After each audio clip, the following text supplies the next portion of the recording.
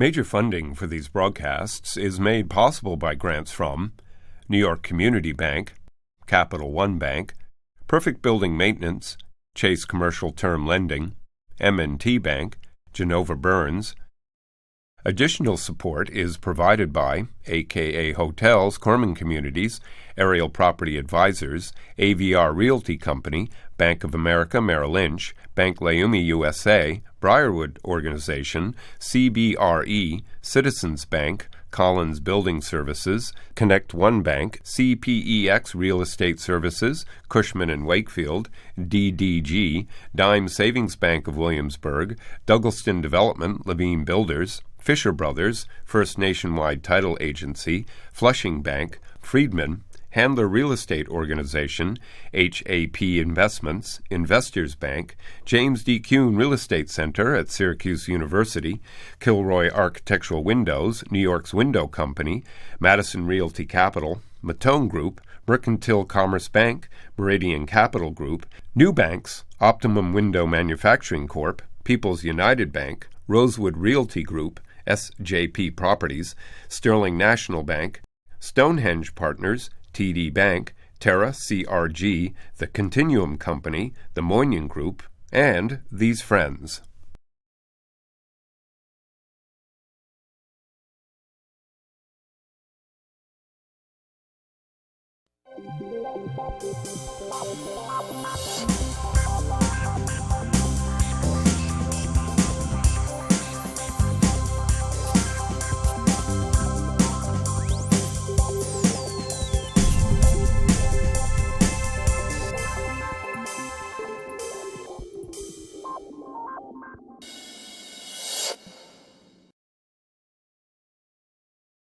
Can you imagine 60,000 units are coming on the market in New York and New Jersey?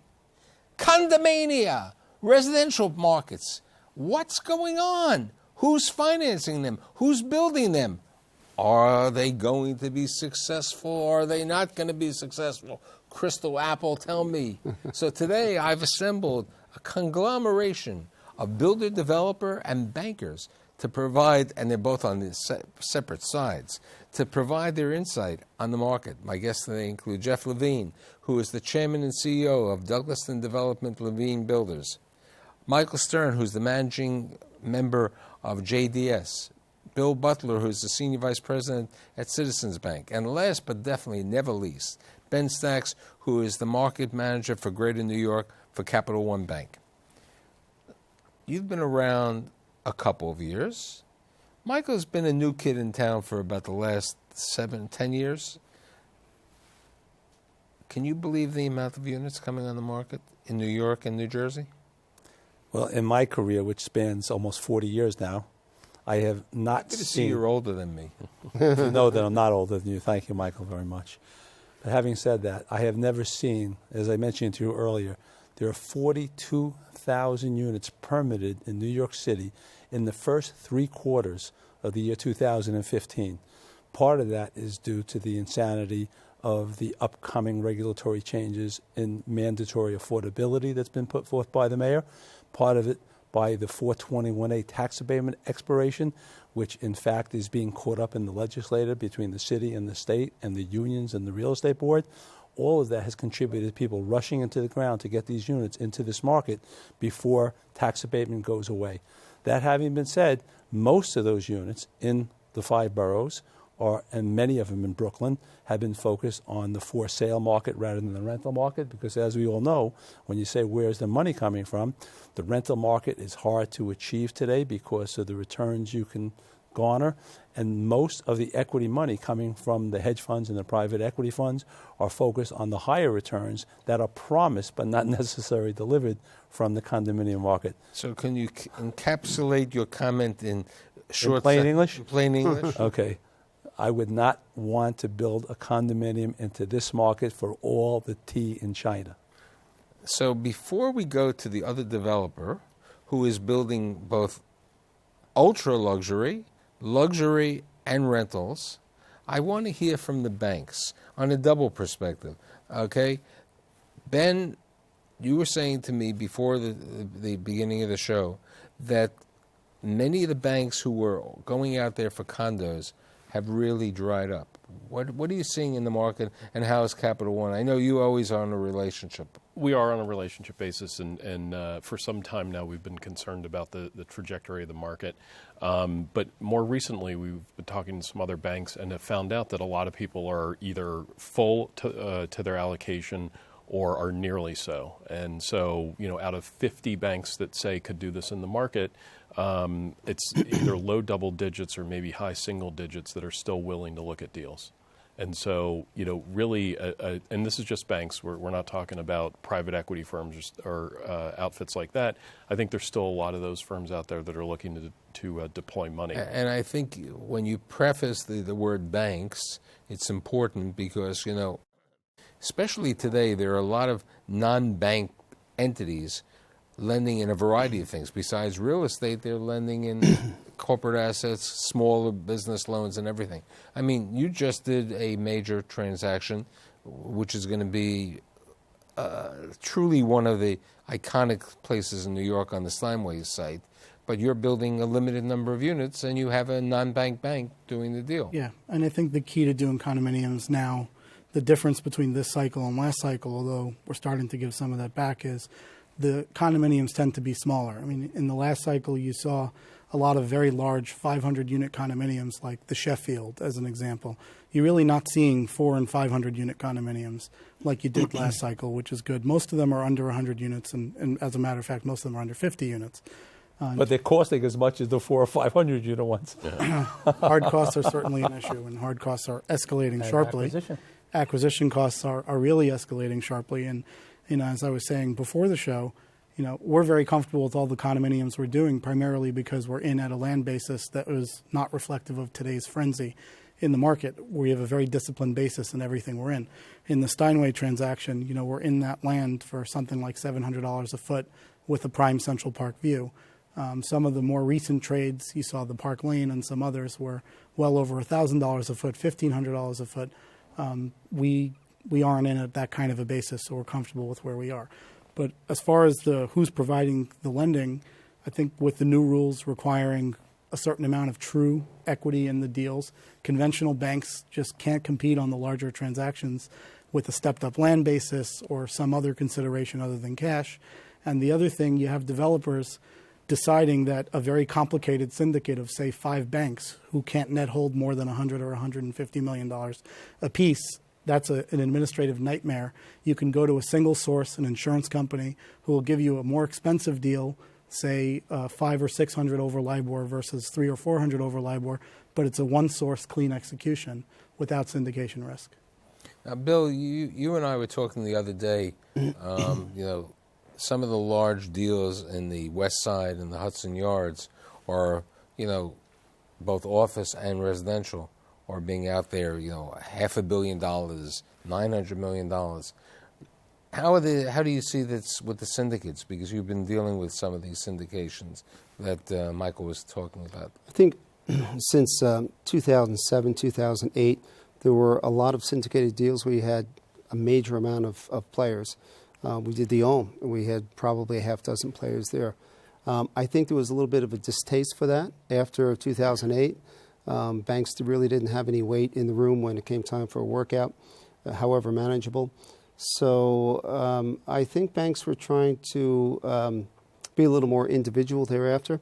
When it comes to the West Side and the Hudson Yards, you have 17 million square feet coming on. First deal, $900+ million with Bank of America, Wells Fargo leading. They have no choice. They'll be pulling in banks. Fortunately, on the first leg of this, where they have office, they have it pre-sold to major tenants. But part of the Hudson Yards and part of the other developments on the West Side are large residential. And as Michael stated before, and as Jeff has said in his comment that you're crazy if you go on a large basis, you're not there at the TF Cornerstone basis of $200 a foot. You're talking about something where the pricing is much more expensive. Which is why you're not seeing the development of a lot of rentals. I was very fortunate to get into West Side, where you were so kind to participate in the syndication, along with what was ultimately first Wachovia and then Wells, as I recall, in the transaction. Right. But the bottom line is we suffered in the early years as the West Side yards were evolving. But now with the arrival of the High Line, the 7 train, the West Side yards, the northern part of West Chelsea, is gold. We are pursuing, as I think I mentioned to you, another deal, which we structured back almost 3 years ago under a 1990 lease, subject to a rezoning, which we are pursuing, which we believe we will have within the next year. And I believe that with the 17 million square feet of development of West Side Yards, that if you can do a residential rental, it will be very dear in that part of town. As I always say about a developer who has it in their DNA to develop, okay? Yeah, I got to develop. It's not. Where are the opportunities today where you can develop? Where, especially with a couple of these complications, besides the fact that banks are more conservative in certain ways, and we don't know what the tax abatements or advantages that the city and the state are going to give. Where do you see opportunities today, Michael? For me, I think the biggest opportunities are still in Brooklyn, in areas that have good proximity to transit. I think there's still a lot of room to push out into Brooklyn along underutilized transit lines, and I think that's primarily, for me, the biggest avenue of growth. So my question, and I'll throw the question also to Ben over here. When you talk about underutilized transit lines, Williamsburg, that's already finished, the transit lines, okay? And Jeff and Ben is financing one of the best new rental developments over there on the waterfront in Williamsburg. Greenpoint is another possibility. But when I hear that, we're talking about going a little further and a little longer. We're talking about East New York, and we're talking about Coney Island. But even Greenpoint has 2 subways to get to Manhattan, right? Right. I mean, you can take a ferry. You got to take the G across to either the L or the 7. Right. That's a problem. But what I'm saying is we're talking about areas that are people like downtown Brooklyn and Williamsburg because of the convenience to the city. The timing, you can get in here, it's close by, plus it's chic and all the rest over there. Coney Island, I grew up in Coney Island. I went to public school there. It hasn't changed in years, and it's an hour train ride. It's an hour. You have an absolute problem in Coney Island and in Rockaway. A lot of people have gone out there, and to date, it's been a developer's graveyard because not only is the transportation so challenged, the train ride out there is something out of the 1940s. It takes an hour. The amenities there are limited. And the abundance of public housing projects are absolutely an impediment to development. See, but what Michael's doing, in the Rockaways, but Michael's doing a niche. Your Beach 5th and Beach 6th Street is a niche because that has become like a Williamsburg, the Satmar area. It's an area where the modern Orthodox want to be. The yeshivas are there. The schools are there. It's like what you're also doing near NYU. There's a need for a certain amount of housing, and as long as you're not building 2,200 units, you're not getting into that. We're doing a relatively modest development there. It's 60 units. It's right at the foot of the Atlantic Beach Bridge, and it'll be rental. It's a very underserved rental market there. Right, and the people who are going to live there live, work, or study in the neighborhood. It's not people. People don't work in Coney Island. People do. There's a limited number of people who work in East New York. If somebody came to either one of you and said, you want to do something in Coney Island or East New York, I think the credit committees of both banks would say it would be a tough sell. It would be a tough sell, even with a great relationship. I mean, if you draw an hour commute around the city, right? I mean, look what that gets you. I mean, you can go many different directions and get a lot of different kinds of stuff. And, I think what people are looking for in Williamsburg and Long Island City to some degree, but even, downtown Brooklyn is a lot different than, an hour outside of the city. I mean, that's a tough sell, I think. And, once you're on the train for an hour, on the subway for an hour, I think you start losing. I agree. And if you look at downtown Brooklyn and just how much FAR is still there to be utilized, where there is great transportation, that's a very convenient subway ride. There is retail. You're next to some of the best infrastructure. There's new retail coming online with City Point and some other large retail assemblages that surround it. Downtown Brooklyn still has a long way to grow. I think when you go all the way out to East New York and to Coney Island or Rockaway, you're skipping over this next stops of the subway past Williamsburg and past Long Island City, whether that be Bushwick or Bed-Stuy or even the likes of Ridgewood. So we're starting to see more activity there on those train lines, which are New York subway system right back through the city. Bill, how does the bank look at the longer distance commutes that we were just talking about, Ridgewood or other things? And also, you spent a lot of time in your career in New Jersey, which we haven't really discussed right now. New York City is such an anomaly, right? I mean, we have this incredible global center that's just attracting so much capital. Rates are low. The banks have such pressure to put money out, right? You were talking about corporate lending before. You know, the corporate lenders do lines of credit, but they're not getting the fees like management can get for commercial, right? Or the usage, yeah, right. So, you know, there's a lot of pressure to continue to put the money out on commercial real estate. We as bankers feel like we've tightened up because now we require more equity in deals. We try to stick with the best sponsors. We try to stick with good locations, you know, waterfront, you know, Brooklyn, good transportation into the city, 7 line. I mean, I was over to the Hudson Yards by the Ohm. I mean, that's a beautiful air-conditioned, you know, spot. If you can take an 11-story escalator up there and not lose it, but we're very focused on location still. You know, we talk about how many units are coming on. 70,000? Is that what in the last 5 years? If you take 70? with what the 42,000 that Jeff said, right, coupled with the extras that are definitely on there that we didn't discuss, right, and in New Jersey City, so you're at 70,000. What is the total housing stock in New York City rentals? 2.2 million. So 70,000. You actually have 3 million households in New York City and 3 million housing units. Right. 1 million of them are ownership. Okay, and converse to the rest of the country. 2 million. The other 2 million.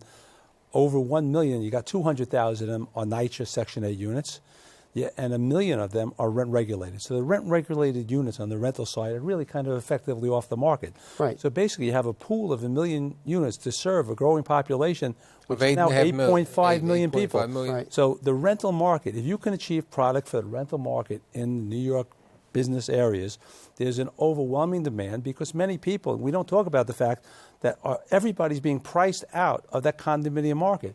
If you can forget about that uber luxury market, which is being, in my opinion, overserved right now because it attracted so much private and hedge fund type money, if you take a look at the ordinary luxury condo market for people who live and work in New York City, prices are exceeding $3,000 a foot.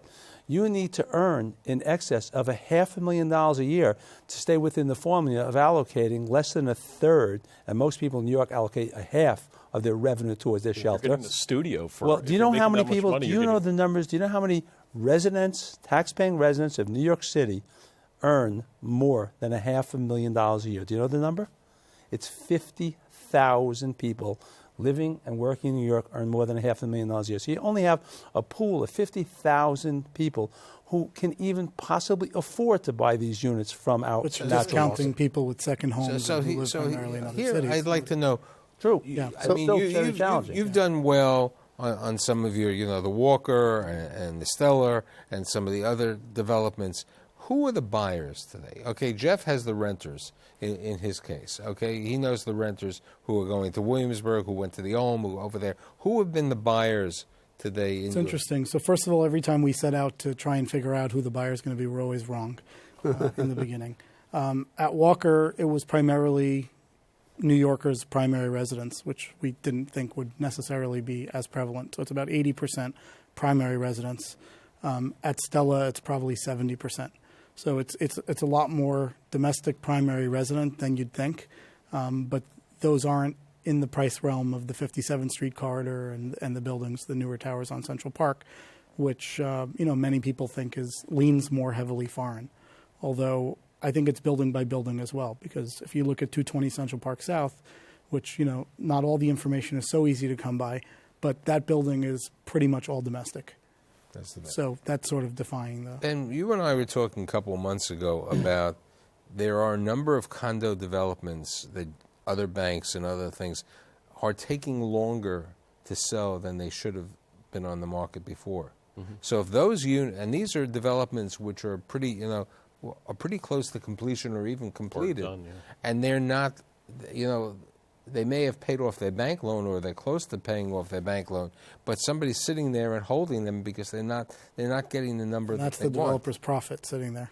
Sure. I mean, look, I think a few months ago I would have said, maybe it's a location issue, maybe it's a layout issue, or something else going on. But now I think what you're starting to see is, a lot more people are more aware of how much is coming on the market. If you look in the New York Times real estate section every weekend, you can't get through 3 pages without seeing 10 condo ads.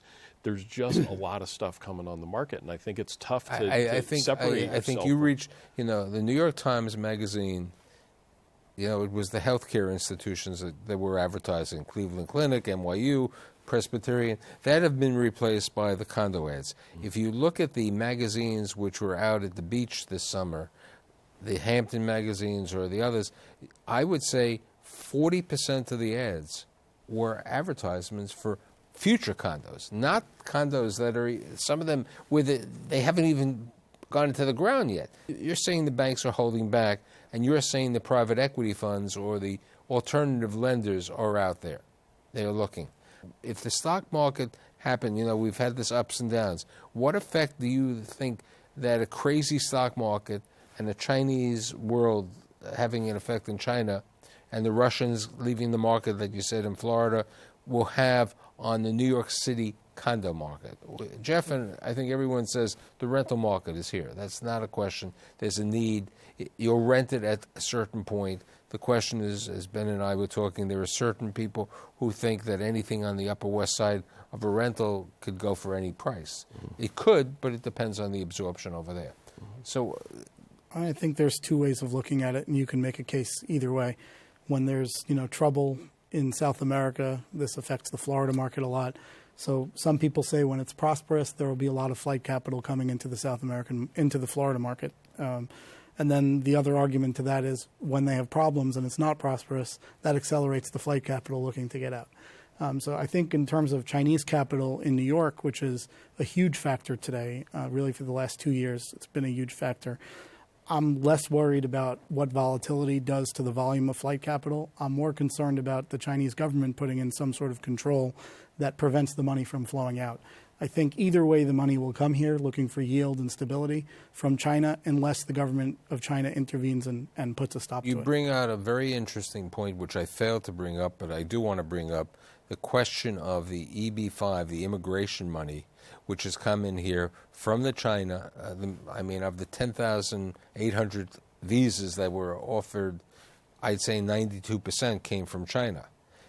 If the government doesn't allow them to do that, one, and if the U.S. government doesn't continue approving the EB-5 programs up for renewal, then we have a little problem.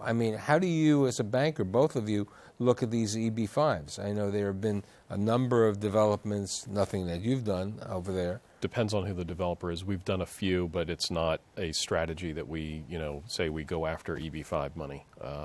It just depends on who the developer is. In fact, we had one deal that we were in where the developer put all of his own equity in and was going to backfill it with EB-5. And if it didn't happen, or if it only partially happened, his money was still in the deal. So we were comfortable with, his investment, and, if it was going to get replaced, he was still going to remain as, part equity owner with his own money and some personal recourse. So, both of you, I assume, have been offered EB-5 money because it's a lower cost form of equity or mezz. How have you looked at it? Well, first of all, EB-5 doesn't really work and apply to condominiums. Let's start there. It really has to do with how many jobs you create. It works very well for hotel, right, and it can work for retail, but it's really not the best vehicle for condominiums particularly. The other thing about it is the timing is totally uncertain. Anyone who tells you, I'm going to get this EB-5 issuance done and closed for you in any less than 9 months to a year hasn't been through it. Very often, you just don't want to wait, so you'll just pick something that might be more expensive but gives you certainty and lets you get your development done. So for me, I've always chosen the certain path, and I've never pursued the EB-5 because I just viewed it as uncertain in terms of timing. Jeff? Well, you've asked me about where I see opportunity. Just to circle back for a second, and my answer is, for the first time, we're doing work out of New York City. We've always been New York City-centric. We are currently building a hotel in London, in Shoreditch, because we saw a great opportunity there. We're working with my partners from the Gansevoort, and that's going very well. We're also doing a deal in Seattle, where we are seriously looking at EB5 money, although, again, the regulatory changes surrounding the EB5 distribution is something very disconcerting. So much like in New York, the questions about 421A, we have to wait to see how it shakes out. But my real answer to your question, where I see opportunity, is I see it in the future, because I do believe we are in for a reckoning. I do believe that product has gotten far too pricey. I do believe that these deals don't pencil out, and the combination of those developers who see this and those banks who see this, I think will lead to a screeching halt in jobs which don't pencil out getting financed, and I think you will see opportunities coming back. Yeah. Quick, because we have only like a minute and a half left. Question, I know you're in Staten Island for senior housing. How do we look at Staten Island and the Bronx? Michael? I haven't looked at anything in either place. Well, I'm currently doing quite a bit of affordable housing in cooperation with city agencies like HPD and HDC and EDC. And I think if you're capable of building for the right price, the right product with subsidy, there's a very safe and sound market. The risk and the reward are commensurate with one another. There's very little risk. There's limited reward. But it's good work to stay out of this storm right now. And is that in the Bronx? Absolutely. Yeah. Bill? When things turned about 6 years ago, we started looking at deals even on the condos as we got back into that market belatedly. We still reverted to an analysis that had a rental as an alternative. You can't do that today. We've gotten away from that underwriting. Excess capital equity just doesn't do it on the front end. The EB5, it's a good point. There's timing and reliability. We look for deep pockets. It's just not there. Staten Island, we're looking at some things. Staten Island now, we've just committed. But it depends on who the sponsor is. Who the sponsor is, what the guarantees are, how the underwriting. The Capital One Bank has been doing for you. And the location. So hopefully the apple, the crystals will be shining, but as Mr. Levine says, there may be a little rough waters over there, and Mr. Stern has even said it himself. There's a certain point in time that you have to look at it, and you have to have cautious optimism. I think that's the key. I'd like to thank Jeff Levine, Michael Stern, Bill Butler, and Ben Stacks, and I'll see you next week.